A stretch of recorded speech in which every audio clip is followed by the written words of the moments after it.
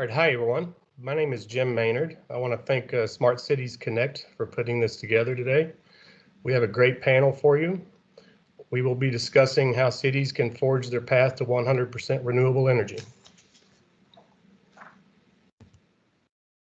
Again, my name is Jim Maynard. I'm the manager of market development for Wärtsilä Energy.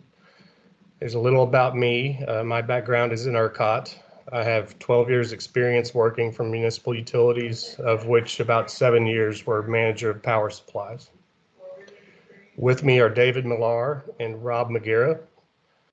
And now we'll let them introduce themselves, and I guess we'll go in order. David, can you do a quick intro?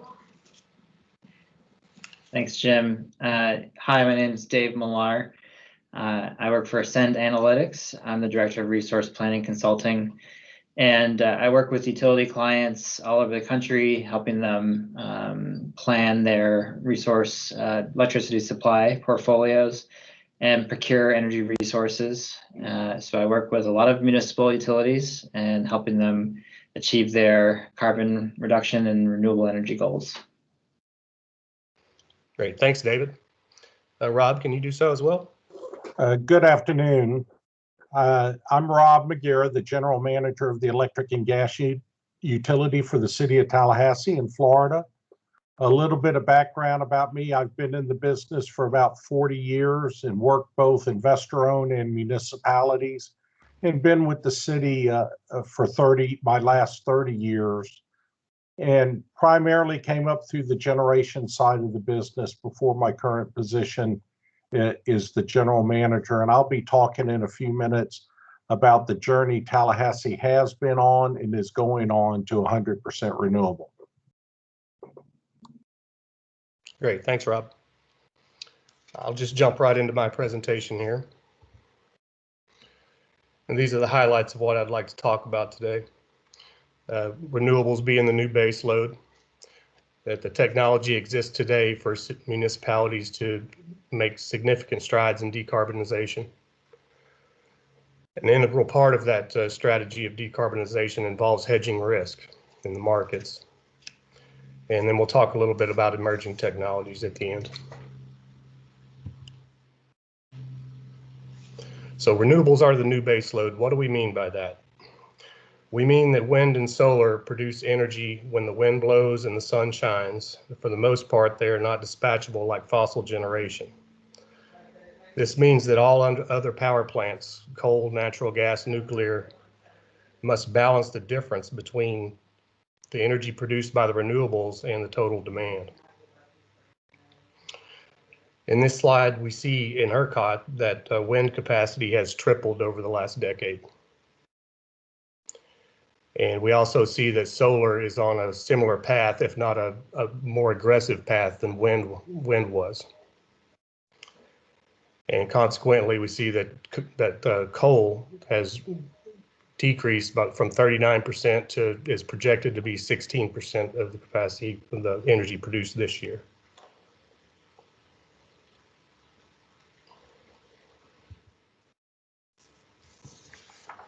And these are the graphs of a couple of coal plants that show what I just discussed. On the top left, you see Gibbons Creek coal plant in Texas, produced like a coal plant has for decades. It was almost always producing at its max capacity in 2006. And down below that, you see the same coal plant in 2016 is trying to ramp up and down and up and down and up and down to follow both the renewable energy that has been added to the market, and it's also doing that because of low natural gas prices. And then we see a similar example for the Gerald coal plant in Nebraska on the right-hand side from 2006 and 2016. Now, coal plants aren't really designed to do that kind of ramping up and down that we see in the bottom two pictures. They're designed to do what they were doing in the top two pictures, which is remain at full capacity as much as possible.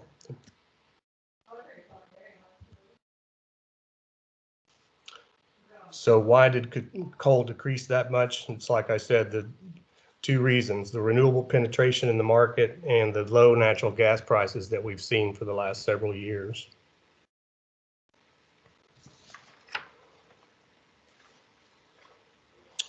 So the technology exists today for cities to decarbonize their power supplies. Solar, wind, and highly flexible natural gas generators are required to do this. And we can see this coming to fruition across the country as a whole, as those three types of generation, solar, wind, and natural gas, are numbers 1, 2, and 3 in capacity coming online this year.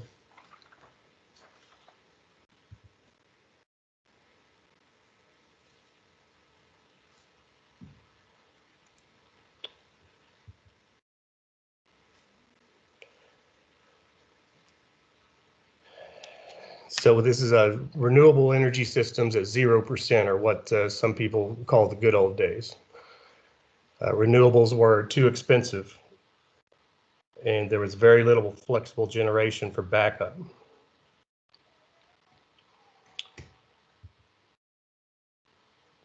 Then we get to the 20% renewable energy, what's called the tipping point. We're passing through this stage now. Some markets like ERCOT may have already passed through this stage, and we'll be to the next one. But renewables are the cheapest option in many markets during this stage, including ERCOT. But we lack the flexible generation to really support them and really continue forward.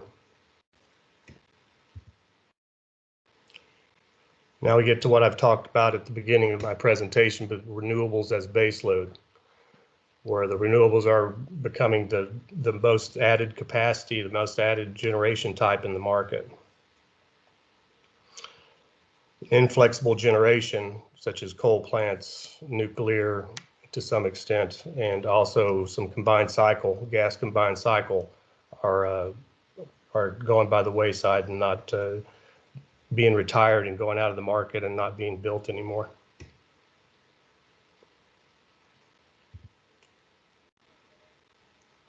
Then we enter this final stage of renewables being 100%. And when we talk about 100%, we're talking about emerging technologies becoming mature, things like power to gas, hydrogen, and other alternative fuels.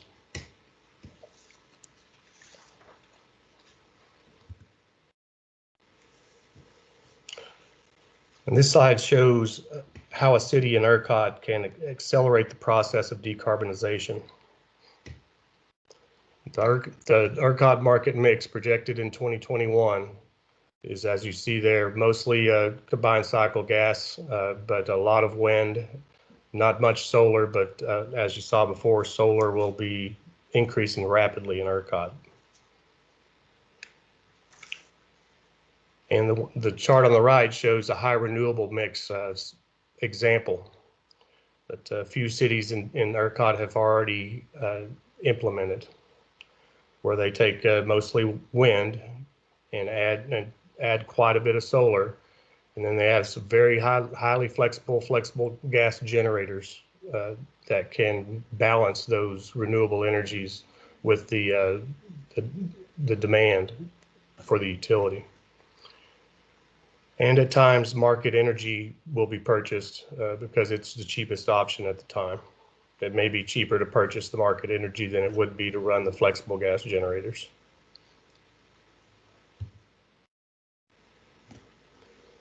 So the key takeaways from this presentation: renewables are the new baseload. Cities can significantly decarbonize their power supplies today. One thing that needs to be discussed is the resource planning should consider extreme weather events as we've seen in California and Texas in the last couple of years. And lastly, the power supply portfolios with a large percentage of renewables require highly flexible natural gas generators to hedge against high prices.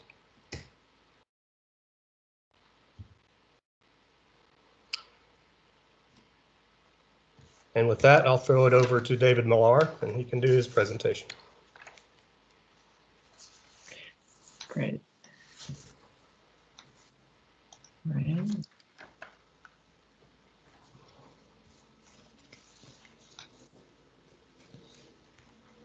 All right.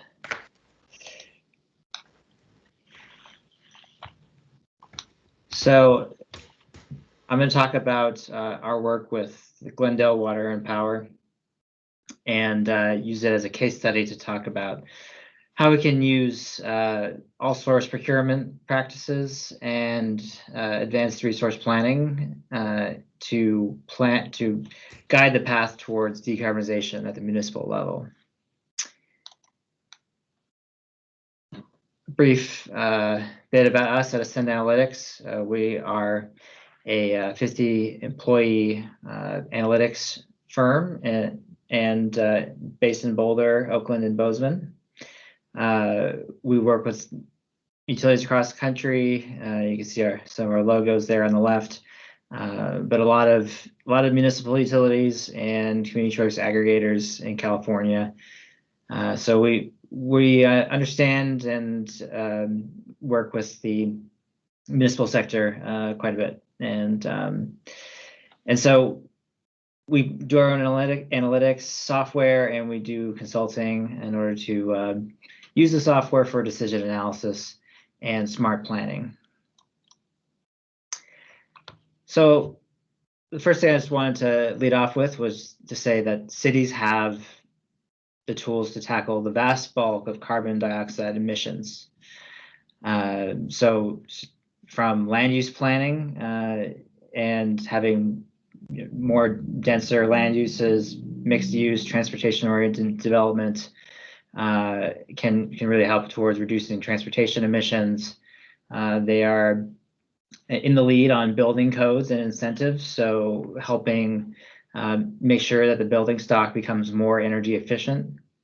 Like this gentleman installing insulation, which can have some of the best bang for the buck in terms of energy savings and emission savings. Transportation sector as well, that could include things like busing or light rail, but also can include simple things like creating safe bikeable space like bike lanes, and encouraging folks to use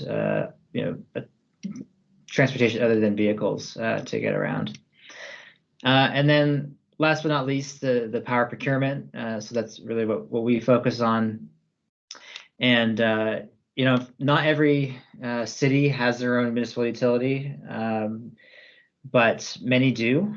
And you certainly can procure energy in markets like ERCOT, for example, on behalf of your residents, and then work towards reducing your emissions in the electricity sector that way.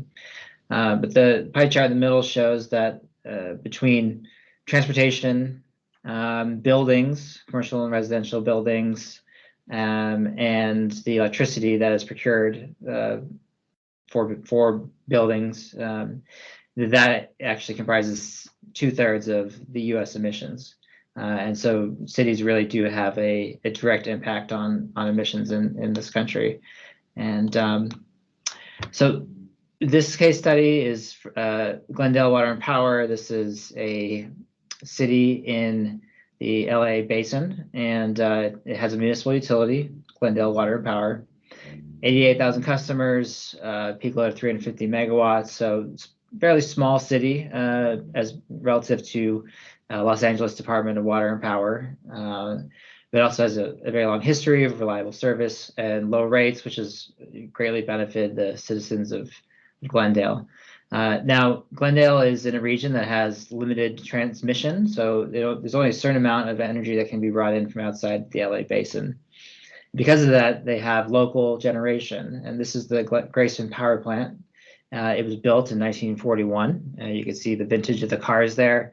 It was only partially constructed in 1941 because the World War II broke out and they had to put it on pause. But finally did complete it after the war was over. And it is still running today, although it is essentially on its last legs and needs to be replaced. So in March 2018, there was a proposal to replace Grayson with a new 262 megawatt natural gas combined cycle power plant.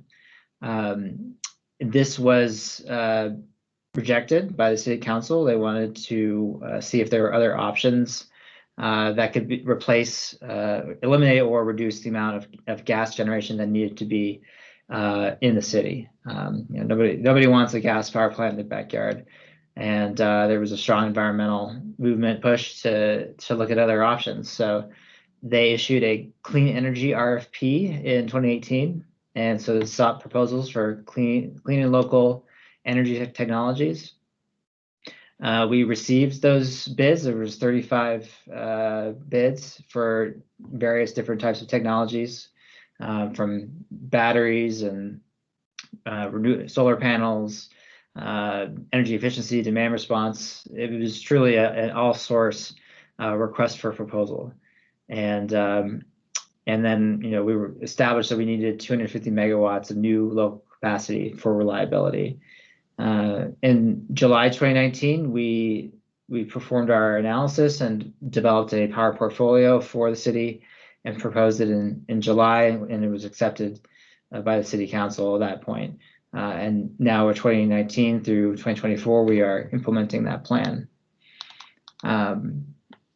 So this was truly a all-source RFO where we had both supply side and demand side resources vying for the same capacity. And so on the demand side, this is what we call virtual power plant, or basically aggregations of smaller resources on the customer side of the meter that can be aggregated and controlled by the utility.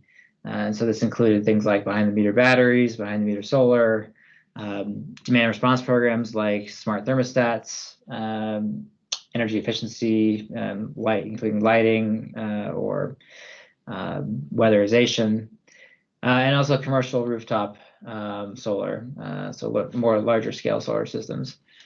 And in the end, we developed this portfolio. It was 28 megawatts of energy efficiency and demand response, 23 megawatts of rooftop solar storage, 75 megawatts of large-scale utility sized battery storage that was from Tesla, and critically 93 megawatts of backup generation from Wärtsilä. And this was, you can see the quote here about becoming a national clean energy leader. And indeed, 75 megawatts of large-scale storage based relative to a 350 megawatt peak makes Glendale the by far the largest procurement of energy storage relative to peak in the country. And so this shows the integrated resources plan path towards 60% renewable energy. So that's wind, solar, geothermal, small hydro, biomass, and then 71% clean energy. So that also includes nuclear and large hydro by 2030. And we think this could be pushed even higher in the future. And in California, there is a goal of 100% GHG-free energy by 2045. And in the future, that past 2030, they may require things like green hydrogen to come into the picture and become viable in order to decarbonize that last 20-30% of the emissions. But importantly for this study, as we looked at transportation emissions as well, and the key role that the municipal utility has in enabling a transfer of vehicle emissions from internal combustion engines to electric vehicles and running on clean energy supplied by the utility. And so when you include the credit for taking off internal combustion engines from the road, replacing it with clean energy electric vehicles, you can actually see that the utility, when including the transportation sector, could be carbon neutral by 2030. And I think it is important to recognize the role in the utility in enabling the transition towards electric vehicles, electric transportation. And this chart shows we looked at going to more and more aggressive emissions goals within the electricity sector. So we have portfolio F and portfolio G are more aggressive in terms of the CO2 reduction in the electricity sector. And when you figure out that taking the carbon saved and dividing it by the additional cost, you can see that it is far more expensive to adopt the zero, near zero portfolios than it is to get carbon reductions in other sectors. So additional energy efficiency savings could be investment in forestry and other electric vehicle subsidies, electric buses, infrastructure and charging. So other measures that can be taken to reduce emissions are far cheaper than going to that last 5% of emissions reduction. And this is really important to think through, in that decarbonization is not just a problem in the electricity sector, it's a problem that has to be addressed throughout the economy, in transportation, in buildings, and electricity. And again, you see the pie chart. This is for California, and California is even more heavily impacted by transportation from greenhouse gas emissions. So it is critical that we decarbonize this sector by fueling transportation and clean electricity. So just some key lessons learned. We did hire Rocky Mountain Institute to facilitate and some stakeholder working sessions addressing concerns. This was really critical for community buy-in. Issued the RFP and truly make it an all-source RFP, open to any proposal, any solution, and then evaluate it with the more advanced modeling in a clear and transparent manner. And like I just said, it's a multi-sector problem, so we need to treat it as such. And then the future is a ways away, and we'll have advances in technology to get to that last mile of 100%. But there's a lot we can do today with the technologies that we have in order to advance and greatly reduce emissions. So we'll worry about that last mile later. But this is the outcome in this was Green Tech Media showed that the City Council adopted the RFP 5-0, and even the environmental groups were sufficiently pleased with it to go ahead and move forward with the plan. And this just came out last week, and this is a new RMI report about how to build clean energy portfolios, a practical guide for next generation procurement practices. Heavily features the work we did with Glendale. I highly recommend folks check it out in order to see what are the best practices for clean energy procurement. And with that, I will end. Great, thanks, David. That was a great presentation. Appreciate that. I'd like to now turn it over to Rob McGarrah for his presentation. Can you see that okay, Jim? Yes, I can, Rob. Okay. Well, again, I appreciate the opportunity to share with you the path that Tallahassee is on to a 100% renewable goal by 2050. A little bit about Tallahassee. We're the 4th largest municipal electric utility in Florida. We serve about 124,000 customers in the capital of Florida. We're a 700 megawatt utility, and we're vertically integrated in that we operate transmission, generation, and distribution. And we also operate as a balancing authority. And similar to what Dave talked about with Glendale, we're in a part of Florida that's got limited transmission resources. So we have to look at how we make sure we're providing reliable and clean energy to our customers, primarily relying on ourselves with limited import capability. Tallahassee has really been on the road as a sustainable utility for decades. Today, Tallahassee emits less CO2 in tons per year than we did in the 1990s, and we're serving almost 50% more energy to our customers today. We've had an aggressive and active demand-side management and conservation program, and since the 2007-2008 timeframe, we have avoided somewhere in the neighborhood of a little over 100 megawatts of additional capacity needs in Tallahassee. But part of that plan has been, is the market is right to start bringing on renewables and other non-carbon emitting generation.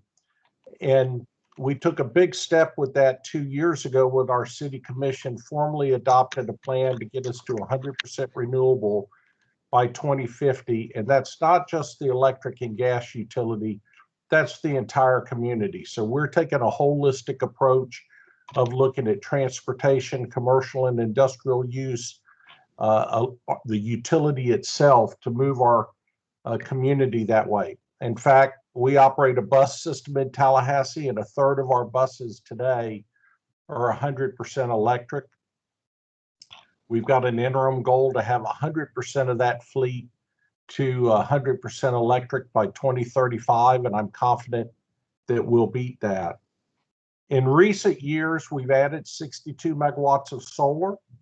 We've got the largest solar farm at an airport based on the airport rankings on solar. And we've brought that in successfully on our system, primarily because of a couple projects that I'm going to share that we've done to move our generation portfolio to a more flexible portfolio. With respect to the 724 megawatts of generation that we own and operate, it's all primarily natural gas fired. We do have diesel as backup. We no longer have any purchase power agreements or any access to solid fuel resources. We saw several years ago that we needed to move to a more nimble and flexible generation fleet. So we've done two projects within our system. One of them was at our Hopkins generating facility, where we added 5 of the 18.5 megawatt Wärtsilä natural gas fired generators. So total of 93 megawatts at this site. We retired 118 megawatts of older generation. The site itself is about a 485 megawatt facility, and it has a large combined cycle, a couple LM6000 peakers that are also flexible dispatch, and then these Wärtsiläs. We also, at the same time, installed 2 9.3 megawatt Wärtsiläs at a substation next to one of our major hospitals in town. This was a radially fed substation, and we wanted to bolster it up or harden it in case of a hurricane or other disaster that resulted in us losing the transmission to that substation. It was built on a very compact site, just a hair over. It's right at 1.2 acres. It's a former stormwater holding pond. You can see the picture of it here.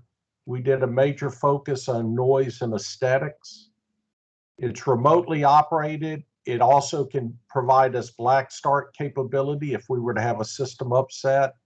And we can also operate it as an island and provide reliable power to the hospitals and the medical community.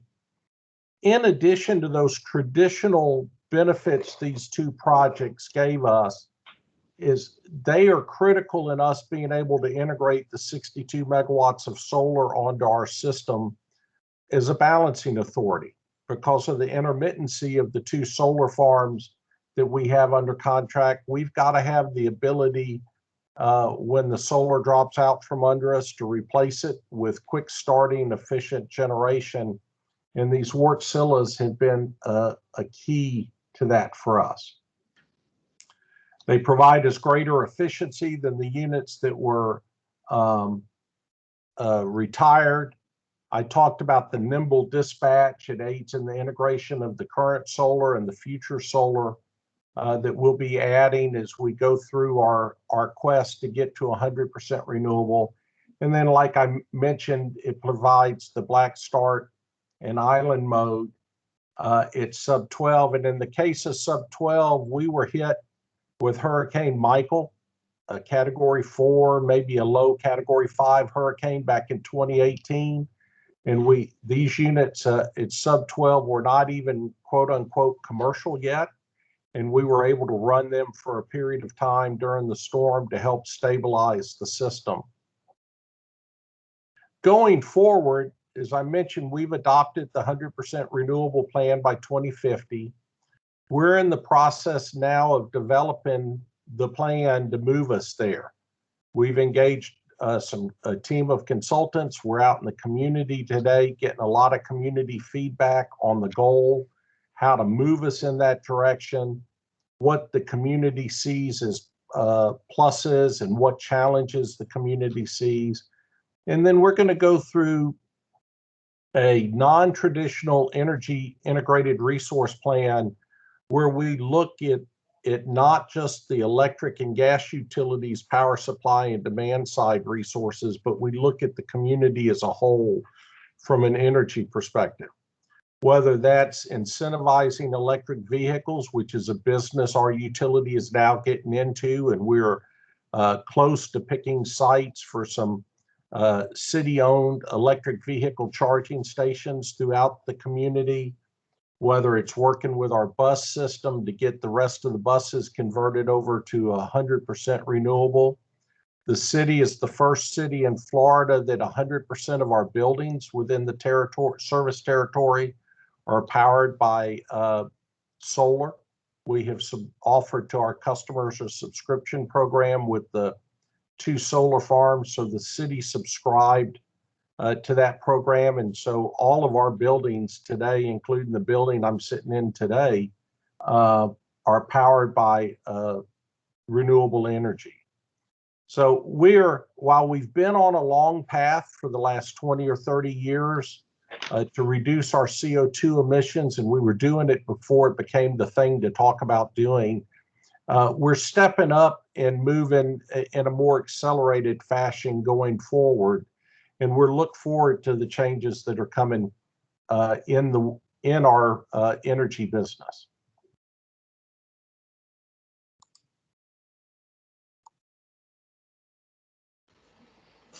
Great. Thanks a lot, Rob. Appreciate that. At this point, I'd like to encourage the attendees to send in questions through the chat function. David, Rob, and I will be answering those in real time during the event. And so while the attendees are thinking of any questions they can ask us, I'll start with a couple of questions for David and Rob myself. David, based on your modeling, what would you say is California's biggest challenge in meeting the renewable energy goals? Thanks. Yeah, I'd say just maintaining reliability is a challenge. California is retiring a lot of generation, of legacy generation already, including gas-fired resources, and in a couple of years, the 2.2 gigawatt Diablo Canyon power plant. And we already saw last summer that with some of these heat waves, including greater heat storms, can be climate change driven, that we have more demand as well, and so California is in a supply crunch. So the challenge is really to get the new resources online as fast as possible, and that includes renewables. It also includes storage and lithium-ion batteries and other types of storage technologies, and getting them online quickly. It could also require new transmission build out to get resources from out of state, and particularly wind resources in Wyoming and Montana and elsewhere into the state will require some investment in transmission as well. So it is a tremendous challenge in order to keep enough supply to meet growing demand. Great, thanks for that, David. Rob, we've seen recent blackouts in Texas due to the winter event. We've seen the year before recent blackouts in California due to extreme heat. You mentioned 18.6 megawatts of highly flexible gas generation that you hardened against hurricanes. How can Tallahassee move toward 100% renewable while also maintaining the reliability and try to harden those new assets, those new renewable assets, against the extreme weather events like hurricanes? Great question. Obviously, like Dave said, reliability is going to be one of the key issues that we're going to have to face as we go down the road to this 100% renewable plan. And so, yeah, I see more flexible generation like the Wärtsiläs we've put in, quick start type units, probably more dual fuel in the case of an unusual event. While a lot of our generation in the city is dual fuel, the Wärtsiläs we put in are gas only. So I think there's going to have some balancing there, and then storage is going to play a role once it becomes more mature. But I think that's going to be one of the challenges as we go forward, is to help the community understand that we've got to balance the moving to renewables, which we're committed to do, with providing reliable generation, both on a normal day as well as an abnormal day, like a cold winter storm, during a hurricane, and post-hurricane, a heat wave, etc. Great. Thanks a lot for that, Rob. Now, do you guys, David, Rob, do you have any questions for me or for each other? I don't. No? Okay. I guess we'll end the presentations there.